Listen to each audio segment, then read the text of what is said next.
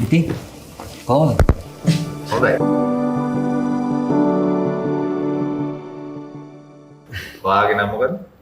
මම ප්‍රදීප්. ආ. මම වෘත්තීන් ගුරුවරයෙක්. ඊට අමතරව රංගපෑම් කටයුතු වල නිරත වෙනවා. ඔයා? මම තරුෂ. මම වෘත්තීමය වශයෙන් ඇඩ්වර්ටයිසිං ප්‍රොෆෙෂනල් කෙනෙක් මම. මේ වැඩේ ගැන මට නම් ඇත්තටම අදහසක් නැහැ. ඒ කියන්නේ ප්‍රශ්න ටිකක් තියෙනවා. ඔව්. මේ ප්‍රශ්න ටිකට මට කිව්වේ පළවෙනි ප්‍රශ්නේ මට අහන්න කියලා තමයි කිව්වේ. මම දන්නේ නැහැ ඇත්තට මොකක්ද ඒකේ තියෙන ප්‍රශ්න මොනවද? මම ආරම්භ බලන්න දෙයක්. බලන්න.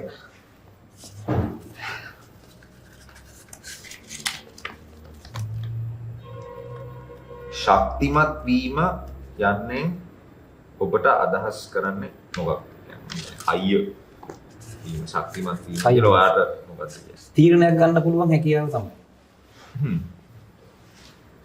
ඔව්. මගේ පැත්තට තියෙන අවම තත්ත්වයන් සහ මගේ ප්‍රතිවිරුද්ධ පැත්තට තියෙන අවම තත්ත්වයන් යටතේ ගන්න පුළුවන් හොඳම තීරණය. ගන්න පුළුවන් සූදානම කියලා මට හිතෙනවා. මගේ ඔළුවෙන් හැදිලා හරි මනසින් හරි ශාරීරිකව හරි මට හැදිලා තියෙන සූදානම කියලා තමයි මට හිතෙන්නේ. ඊළඟ ප්‍රශ්නේ. ඔව්. අපි ගන්නේ ඕන එක. මේ ගන්න ප්‍රශ්න ටික අපි මෙහෙම පුපුවෙන් තියෙමුද? අමාරු ප්‍රශ්න නම් වෙන එකක් ගන්න බෑ. ඉතා නිහඬව පීඩනය දරාගෙන යෑමේ දුෂ්කරම කොටස කුමක්ද? දැක්වත් නැතුව මියුට් කරලා පීඩනය දරාගෙන. මියුටඩ් ප්‍රෙෂර්. ඔව්. කාත් එක්කවත් ඒක බෙදාගන්නේ නැතුව යන එක නේද? ඒක සාමාන්‍යයෙන් දැන් ජොබ් එකේ සහ මගේ පර්සනල් ලයිෆ් එකේ පීඩනය කියන එක මට නිතර තියෙන දෙයක්. සමහරවිට මම පීඩනය හොයාගෙනත් යනවා ජීවිතේ. ඒ පීඩනය කාත් එක්ක හරි බෙදාගන්න තියෙනවා නම් හොඳයි කියලා මට හිතෙනවා. ඒක තනියම පීඩනය හොයාගෙන යනවා කියන්නේ සමහර වෙලාවල් වලට ඒ එන පීඩනයත් එක්ක වෙන වැඩ ටික හොඳට වෙනවා කියලාත් මට හිතෙනවා පර්සනලි. පීඩනේ නැතුව නිකන් ඔහේ යන ඒ කියන්නේ සාමාන්‍ය පීඩනයක් එන්නේ අපිට මේ යම් කිසි දෙයකට අපි ළඟා වෙන්න තියෙනකොට ඩෙඩ්ලයින් එකක් වගේ තියෙනවනේ. නැත්නම් මේක මේ වෙලේට මම දෙන්න ඕන, මට අරගත් තියෙනවා මේකත් තියෙනවා, මම මේ දෙකෙන් මොකද්ද කරන්නේ? ඔව් එක එක දේවල් කම්පෙයාර් කරලා බලද්දි සහ ඔයයි දැන් එහෙම ඔයාට එහෙම එන එක හොඳයි. ඒ කියන්නේ හැම වෙලේම හොඳ නැහැ. නමුත් ඒකට පුරුදු වෙලා තියෙන එකත් මම හිතන්නේ හොඳ දෙයක් නෙමෙයි. يعني පීඩනය නැතුව දේවල් කරන්නත් පුළුවන් වෙන්න ඕනේ. නමුත් දැන් අපි මේ ඉන්න මේ අපි හැමදාම උදේ නැගිටලා ඉඳලා රැට නිින්දට යනකම් අපි දුවන එකනේ කරන්නේ. දුවනවා. ඉතින් ඒ සහ තව වෙනත් ගොඩක් දේවලුත් කරනවා. වැඩ කරන එකට අමතරව ඒකත් හින්දා මම හිතන්නේ නිහඬව පීඩනය දරා ගන්න එකේ අමාරුම කෑල්ල තමයි මම හිතන්නේ. ඒක කොයි වෙලේ හරි ඕක එළියට එනවා. ඒ එළියට එන්න විදිහක් හෝ එළියට ඇවිල්ලා කාට හරි කියන්න ඒක විදිහක් නැතුව ගියොත් මම හිතන්නේ ඒක දුෂ්කරයි කියලා මට හිතෙනවා. මට නම් ඔකේ තියෙන වෙන කියන්නේ මගේ පැත්තෙන් ගත්තට පස්සේ මට එහෙම පීඩනය කියන එක ආවොත් අමාරුයි කියලා මට හිතෙනවා. ඒ කියන්නේ දැන් ඔයා ඔය දැන් හිතන්නකෝ දැන් අපි මෙහෙම දරාගෙන ඉඳලා අපි දැන් වැඩිත් කරනවා ඔක්කොමත් කරනවා. හැබැයි පීඩනේ රිලීස් කරන තැනක් තියෙනවා, නිදහස් කරන තැනක් තියෙනවා. ඒ නිදහස් කරන තැනදී සමහරවිට අපි බරපතල වෙන්නත් පුළුවන් කියලා මට හිතෙනවා. ඒ කියන්නේ මට හිතෙනවා. මගේ හැසිරීම බරපතල තත්ත්වයක මිනිස්සු වෙනස් වෙන්න පුළුවන් කියලා. ඒක සමහරවිට වෙන හානිදායක තැනකට එන්න පුළුවන් කියලා මට හිතෙනවා. පුළුවන්. ඒක තමන්ට හානිදායක වෙන්න පුළුවන්. අනුන්ට හානිදායක වෙන්න. ඔව් මත්සේ නම් මට පීඩනේ දරා ගන්න තියෙන්නේ මේ මාසේ ඇතුළත මම කොහේ හරි තැන්වල මම නිදහස් වෙන්න දේවල් ටිකක් මම සැලසුම් කරගන්නවා. ඒක සමහර දැන් හිතාමතා කරන ඒවත් නෙවෙයි. නිකම්ම ඒක නිකන් සමහරවිට මට හිතිලා සමහරවිට කිරණ එකක්. ඊළඟ ප්‍රශ්නට යන්න. කහ පාට එක ගන්නවා. ඒක පොඩ්ඩක් අර මේ ඒකත් පීඩනයක් නේද? මේ ප්‍රශ්න ගන්න එක. ප්‍රශ්නෙට යන එකද? දැන් මට කොට නෑ පීඩනේ දැනෙනවා මේ තියෙන ප්‍රශ්න එක කවුරු ලිව්වත් දන්නේ නැහැ. ඔබට හැඟෙන දේ ප්‍රකාශ කිරීමෙන් අනෙක් අයට ඔබව දුර්වල ලෙස පෙනෙයිද නැතහොත් ශක්තිමත් ලෙස පෙනෙයිද? මට නම් මේ දෙකෙන් කොහොම වෙන්නත් ප්‍රශ්න අදාළ නැහැ. මට අදාළ නැහැ. ඇයි ඒ කියන්නේ දැන් ඒක තීරණයක් නේද?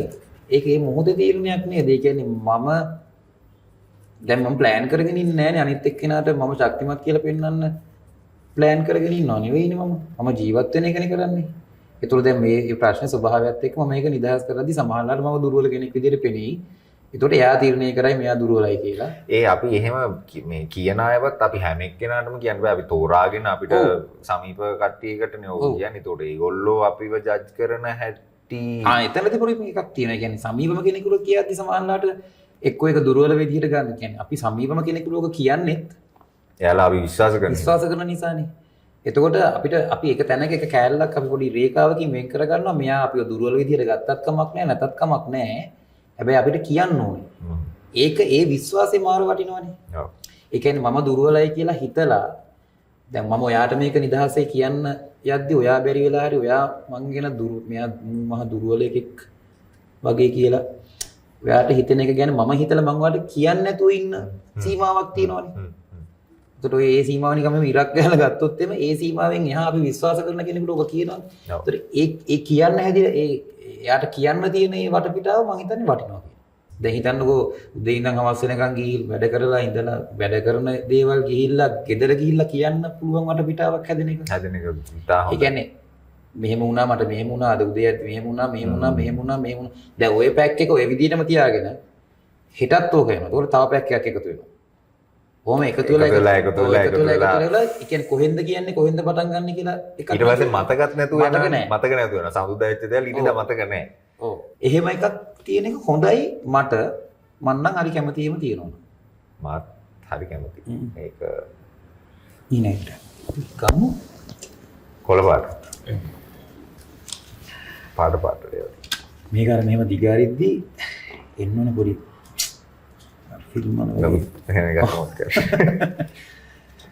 පිරිමින්ගේ හැඟීම් පිළිගත හැකි සහ පිළිගත නොහැකි ලෙස දෙවර්ගයකට වෙන් කළ හැකිද? අනවශ්‍ය හැඟීම් නම් ඉතින් පිළිගන්න බෑ.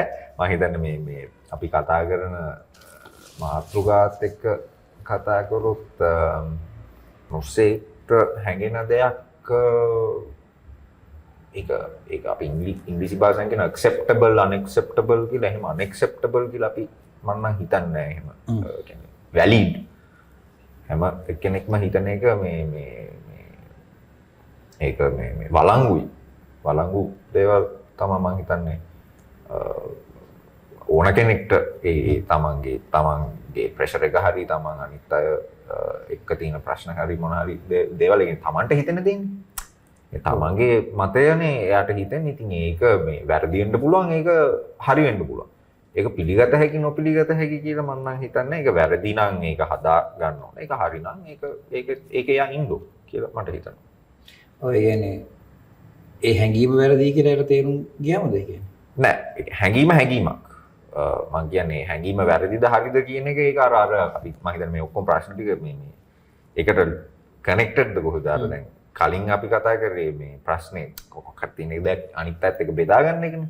ඉතින් බෙදා ගන්න නැතුව කොහොමද ඔයා දන්නේ ඔයාගේ හැඟීම වැරදිද හරිද කියලා? ඒක ඔයා ඒ හැඟීම පිළිගන්න පුළුවන් එකක්ද බැරි එකක්ද කියන එක මම නම් හිතන්නේ ඕන දෙයක් පිළිගන්න පුළුවන්. පිළිගන්න බැරි කියන්නේ අර අනවශ්‍ය හැඟීම් අපි පැත්තකට දාමුකෝ. දැන් ඔයාට හිතෙනවා මේ මොකක් හරි දෙයක් මං හිතනවා මගේ මොකක් හරි ප්‍රශ්නයක්. ඔයා හිතනවා මම වැරදි කියලා. මම හිතනවා මම හරි කියලා. දැන් ඒක ඔයා මට කිව්ව නැත්නම් මම ඔයාට කිව්ව නැත්නම් අපිට ඒක විසඳ ගන්න බෑනේ. පිළිගත හැකි පිළිගත නොහැකි කියලා එකක් මම නම් හිතන්නේ නැහැ. මම පිළිගන්නවා ඔයාගේ. ඔයාගේ ආගමන්ට් එක තමයි වැදගත්. ඔව්. ඔයාත් පිළිගන්න ඕනේ. ඒ කියන්නේ ඒක වළංගුයි. අපි ඒක කතා කරලා ඒක වැරදිද හරිද කියන එක ඒක සම්මතයකට ඒ සම්මුතියකට එන එක මම හිතන්නේ තමයි වැදගත් කියලා තමයි මට හිතෙන්නේ. අපි ඊළඟ අන්තිම ප්‍රශ්නෙට යන්න. අන්තිම එක. මේකේ පහ කියලා ගහලා දෙන්න. මේක දිග ප්‍රශ්නයක් වගේ. අසීරු කාලවකවානුවක් ගත කරන තවත් පිරිමි කෙනෙකුට ඔබට එක දෙයක් පැවසිය හැකි නම් ඒ මොකක්ද? අසීරුතාවය අතිශය අසීරුතාවයකින් ඉන්නේ මට යෝජනාවක් කරන්න පුළුවන්. ඒ කියන්නේ යාළුවෙක් නම් අපි කතා කරමු. ඔබ කියන වචන අපි දාමුකෝ. ඔබට කියන්න පුළුවන් නම් මට කියපන් වගේ එකක් මට කියන්න පුළුවන්. මං අහගෙන ඉන්නම් වගේ එකක් කින් මට සත්කාර කරන්න පුළුවන් යාට. ඒ තියෙන අසිරු කාලය මම එහෙම කරලා තියෙනවා. ඒක හඳුනා ගැනීමක් ඔයා කරන්නේ නැද්ද? ඒ කියන්නේ හඳුනා ගැනීම කියන්නේ කොහොමත් ඉතින් ඒක මොකක්ද කියලාද? ඒ කියන්නේ පොඩි හරි අයිඩියා එකක් තියෙනවා නම් මොකක්ද ඒ කියලා ඔයාට උදව් කරන්න ලේසි නැද්ද? උදව් කරන්න ලේසි. කොහොමත් මෙහෙමනේ දැන්. අසිරුතාවයකින් ඉන්නවා කියන එක පේනවනේ. පේනවා කියන්නේ අපි තුමු මොකක් හරි වෙන හැසිරීමකින් ඔක පේන්නේ. ඔව්. ඒතකොට අපිට පොඩි ටික දවසක් ගියම අපි ළඟින් සමීපව ඇසුරු කරන කෙනෙක් නම් උන් අපි යනවා ගිහිල්ලා මොකද අප්සෙට් එකක්ද මොකද්ද ඕම කියලා අපි නිකන් පොඩි ඒවා ටිකක් අපි දාලා බලනවා යාගෙන් එන ඒවත් එක්ක. එහෙම දාලා බැලුවට පස්සේ සමාල්ලාවට ඉතින් අර බරපතල දේවල් කියවෙනවා හිටපු ගමන්. ඔව්. මෙහෙම වැඩක් නෑ ඉතින් තේරුමක් නෑ වගේ වර විශේෂයෙන්ම දැන් ඔය සෝෂල් මීඩියා වල සමාල්ලාට යනවනේ මේවා. මොනවද මොනවාරි කමෙන්ට් හරි මොනවාරි එහෙම යනවනේ ඒ දානේ වගේ සමාල්ලාට රීඩ් කරගන්න පුළුවන් කියන්නේ අවුලක ඉන්නේ. අර මෙතෙක් හිටපු හැසිරීමනේ පොඩි වෙන මොකක් හරි අවුලක් තියෙනවා මේ කියලා ඇහුවට පස්සේ මට සමහර අයට අපිට සමීප නැති වුණාට පස්සේ අපිට ඒක ගිහින් කෙලින්ම කතා කරන්න බෑ. නමුත් මම එහෙම කරලා තියෙනවා මේ දවස්වල මොකක් හරි අවුලකද ඉන්නේ. අපි හම්බ වෙමුද නැත්නම් එක්ක ඒක එකපාරට අහන්න නැතුව නිකන් අපි කාලෙකින් හම්බුන්නේ නැහැ නේද? අපි හම්බෙලා කතා කරමුද වගේ එකක් මට යෝජනා කරලා ඊට පස්සේ ඒකත් එක්ක මට යෝජනා කරන්න පුළුවන් කියන්න පුළුවන් නම් කියන්න මං අහගෙන ඉන්නම් වගේ එකක් මට කියන්න පුළුවන්. මං එහෙම කරලා තියෙනවා. එහෙම කරාට පස්සේ සමහර එළිවෙච්ච දේවල් ඒ කියන්නේ ඒක වෙන විදිහකට නිදහස් වෙලා තියෙනවා. ඒ මං හිතන එයාට සහනයක් වෙලා ඉති කියලා අනිත් පාර්ශවයට සහනයක් වෙන විදිහට ඉවර වෙලාත් විසඳලා තියෙනවා. මට නම් හිතෙන්නේ මේ සාමාන්‍ය දැන් අර අසීරු කාලවකවානුවක් ගත කරන ඕනම කෙනෙක් හැම වෙලේම ඕනෑම වෙලාවක අනිත් අයගේ උදව් බලාපොරොත්තු වෙන්නේ නැහැ. එතකොට ඉස්සෙල්ලාම මම නම් කරන්නේ මේ වාට මම උදව් ගන්න වාට ඕනේද අපි කතා කරමුද chat එකක් දාමුද කියලා මම ඊටත් කලින් චුට්ටක් බලන මොන ස්වභාවයේ ප්‍රශ්නයකද මේ මිනිස්සයා ඉන්නේ කියන්නේ. සමහර දේවල් තියෙනවා දැන් අපිත් මිනිස්සුනේ. අපිට ගිහිල්ලා හැම එකටම උදව් කරන්න බෑ කියන්නේ දැන් ඒක අර ප්‍රොෆෙෂනලි ඕක කරන මිනිස්සු කොටාසෙකුත් ඉන්නනේ. යාලා ඒකට ට්‍රේන් වෙලා ඒක ඉගෙනගෙන අවුරුදු ගාණක් ඕක ප්‍රැක්ටිස් කරමින් ඉන්න එහෙම වෘත්තියක් තියනවා නම් අපිට හැම දෙයකටම උදව් කරන්න බෑනේ. එතකොට මම පොඩ්ඩක් එහෙම බලනවා. එහෙම ප්‍රශ්නයක්ද නැත්නම් ලොකු බැරෑරුම් ප්‍රශ්නයක් නම් මං ගිහිල්ලා ඒක මොකක්ද කියලා දැනගෙන මට වාට මේක උදව් කරන්න බෑ. නමුත් මෙයාට ගිහිල්ලා කතා කරන්න මං එන්නම්වත් එක්ක යන්න. මං දැනන් හිටියේ නෑ දැන් මේ වගේ දේවල් වලට කියන්නේ අපි දැන් අර ලොකුවට ඒ කියන්නේ මේකේ ප්‍රස්තුතිය මොකද්ද කියලා දන්නේ නැතුවනේ මෙතෙන්ට ආවේ. නමුත් අර මේ මට ඇත්තටම අර අපි කතා කරපු දෙයම මට හිතුණා. ඒ කියන්නේ රිලීස් එකක්. ඔව්. වගේ කියන්නේ මම එහෙම කාත් එක්කවත් සෑහෙන කාලෙකින් මම කතා කරලා නැහැ මේ එක ජාතිය ප්‍රශ්න පිළිබඳව. වෙලාවක් නැහැ. නමුත් ඒ වෙලාව වෙන් කරගෙන අද ආපු එකෙන් මම හිතන්නේ මං චුට්ටක් මගේ අද දවසේ ඉතුරු ටික දැන් අද උදේ සඳුදා මගේ දවස ටිකක් හොඳ වෙයි කියලා මට හිතෙනවා. ඔයාට මොකද හිතෙන්නේ? මටත් හිතෙන්නේ එහෙම එකක් තමයි. හැබැයි මම ටිකක් කතා කරද්දී සමහර කාරණානේ කියන්නේ මෙහෙම වචන විදියට පිට වෙලා එළියට ගියාට පස්සේ මට හිතෙනවා මේ ඒක නිකන් තව කෙනෙකුට මොකක් හරි ප්‍රයෝජනයක් වෙනවා. ඒක ගැන මට පොඩි සතුටක් තියෙනවා. මොකද දැන් මම අර ප්‍රශ්නයක් ආවට පස්සේ මම කතා කරන්නේ මට හොඳක් වෙන්නනේ. මට හිතෙන්නේ දැන් ඒ කතා කරපු එකත් එක්ක වෙන කෙනෙකුට තව මොකක් හරි කල්පනා කරන්න මොකක් හරි තැනක් හැදෙනවා නම් හොඳයි කියලා මට හිතෙනවා. කියන්නේ ඒක ගැන පොඩි සතුටක් තියෙනවා. හරි. Thank you.